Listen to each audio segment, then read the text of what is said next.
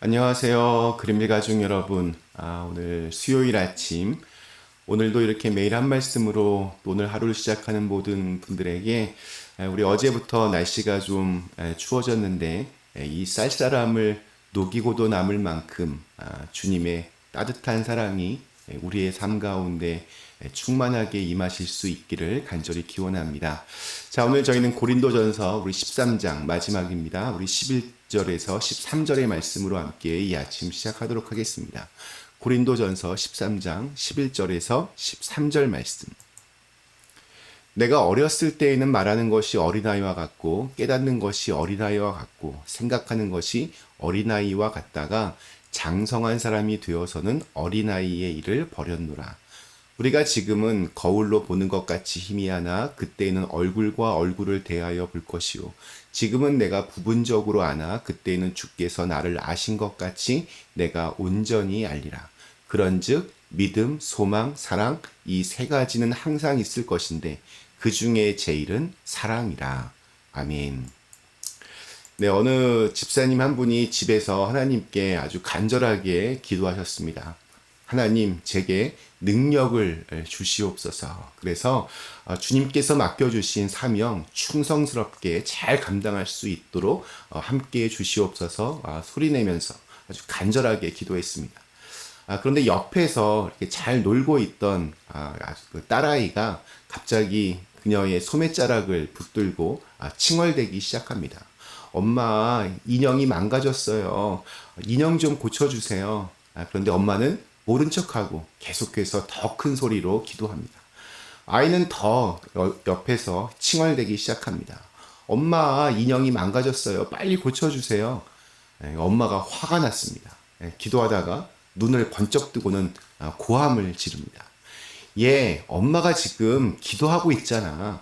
기도하고 있으면 조용히 하고 있어야지. 이렇게 떠들면 돼.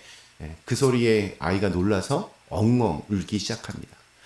다시 이제 눈을 감고 기도를 하려고 했는데 기도가 제대로 될 리가 없습니다.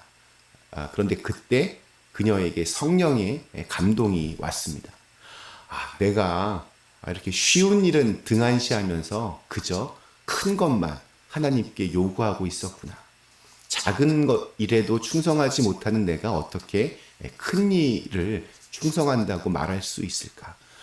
그래서 그는 하나님 앞에서 자기에게 사랑이 부족한 사실을 회개하면서 기도를 빨리 끝내고 이 아이를 잘 돌봐 주었다고 합니다.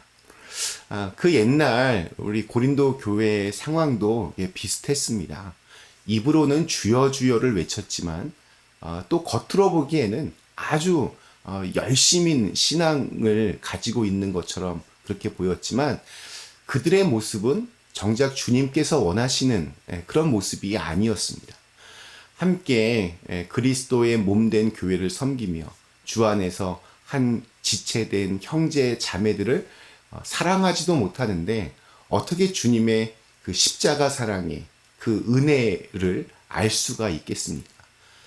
마치 된장찌개라고 끓였는데 거기에 뭐 두부도 넣고 버섯도 있고 호박도 다 넣었는데 정작 된장은 빼먹고 끓인 것과 같았습니다. 그들은 별로 이렇게 중요하지 않은 것 때문에 또 쓸데없는 일에 너무 큰 에너지를 낭비하고 있었습니다. 그래서 교회가 해야 할 일은 전혀 하지 못한 채 오히려 사람들의 그런 한숨 소리를 들어야만 했습니다. 교회가 은사 때문에 서로 다투고 또 분열되었습니다. 바울은 그 모습을 안타까운 심정으로 바라봅니다. 그들을 향해서 더 이상 어린아이들처럼 유치하게 자기 잘났다고 떠들지 말고 서로 사랑하는 일에 좀 관심을 가지고 그 일에 좀 초점을 맞출 것을 호소하고 있습니다. 혼자 사는 세상이 아니기 때문입니다. 혼자 다니는 교회가 아니기 때문입니다. 오늘 11절 말씀이 이렇게 시작합니다. 내가 어렸을 때에는 말하는 것이 어린아이와 같고 깨닫는 것이 어린아이와 같고 생각하는 것이 어린아이와 같다가 장성한 사람이 되어서는 어린아이의 일을 버렸노라. 여기서 어린아이의 특징을 세 가지로 나누어서 설명합니다. 말하는 것, 깨닫는 것, 또 생각하는 것입니다.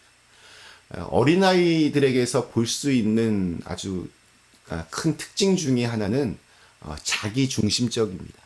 무엇이든지 자기 위주입니다.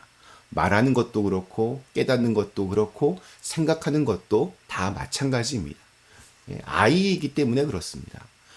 그 옛날 고린도 교회도 그렇고 오늘날도 그렇지만 나이는 어른인데 어린아이와 같은 수준으로 그렇게 살아가는 사람들이 있습니다.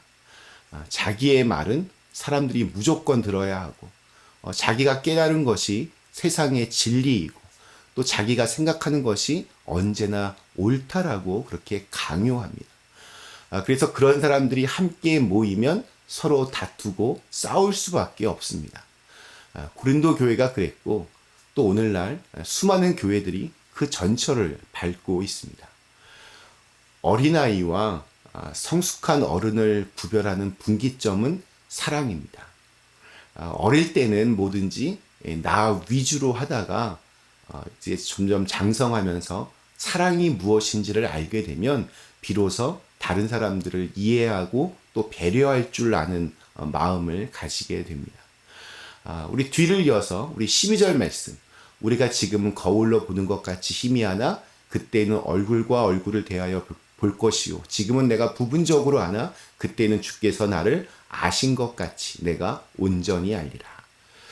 당시 고린도에는 거울을 많이 생산했습니다. 그런데 그 당시에 거울 만드는 방법은 지금과는 좀 달랐습니다. 요즘은 그 유리 뒷면에 이렇게 수은을 발라서 거울을 만듭니다. 그러나 그때는 그런 기술이 없었습니다. 그저 금속을 이렇게 반질반질하게 문질러서 광을 내어서 거울로 사용했습니다. 그러다 보니까 요즘 거울처럼 그렇게 뚜렷하게 선명하게 보이지를 않았습니다. 그저 희미하게 보일 뿐입니다. 우리가 어떻게 살아야 주님께서 기뻐할지 우리는 100% 알지 못합니다. 희미하게 보이고 또 부분적으로 알 뿐입니다. 그런데 내 곁에 있는 사람들을 최선을 다해서 사랑하다 보면 언젠가 흐뭇한 미소로 우리를 맞으실 주님을 보게 될 것입니다. 우리 마지막 13절이 이렇게 마무리됩니다. 그런즉 믿음, 소망, 사랑 이 세 가지는 항상 있을 것인데 그 중에 제일은 사랑이라. 초기 우리 한국 그 기독교 역사에서 이렇게 재밌는 비유가 있었습니다. 고린도전서 13장 13절은 마치 가마의 행렬과 비슷하다라고 그렇게 비유했습니다. 가마를 들기 위해서는 앞에 2명, 뒤에 2명의 가마꾼이 필요합니다. 앞에 가는 가마꾼이 가마를 들고는 빠른 걸음으로 이제 갑니다.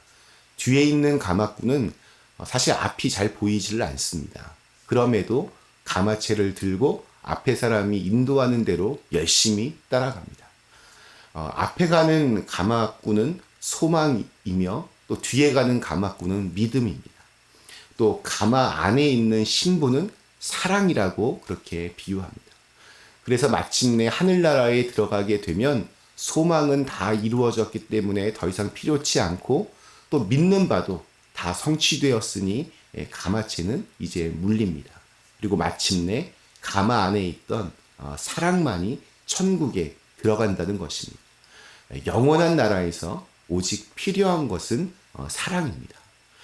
우리 예수님께서 당신을 배반하고 부인했던 베드로에게 이것저것 복잡하게 묻지 않으시고 오직 한 가지, 네가 나를 사랑하느냐 이것만 물으셨습니다. 그리고 내 양을 먹이라 라고 말씀하셨습니다. 누구든지 주님을 사랑하는 자, 교회를 사랑하는 자, 또 이웃을 끝까지 사랑하는 자가 하나님의 일을 하게 될 것이며 또한 예수님의 참된 제자가 될 것입니다. 사랑이신 하나님은 사랑이 있는 곳에 함께 하십니다. 오늘 하루 우리에게 주어진 삶의 자리에서 그 하나님을 경험하실 수 있기를 간절히 기원합니다. 잠시 함께 기도하시겠습니다. 사랑의 하나님, 우리는 주님의 사랑을 다 알지는 못합니다. 다 깨닫지 못합니다. 그러나 열심히 최선을 다해서 주님의 사랑을 좀 우리 주변에 있는 사람들에게 실천하며 살아갈 수 있도록 인도해 주시옵소서. 그래서 그 사랑을 통하여서 더욱더 주님의 참된 제자로 살아갈 수 있도록 우리의 삶을 주장하여 주시옵소서. 예수님의 이름으로 간절히 기도드리옵나이다. 아멘.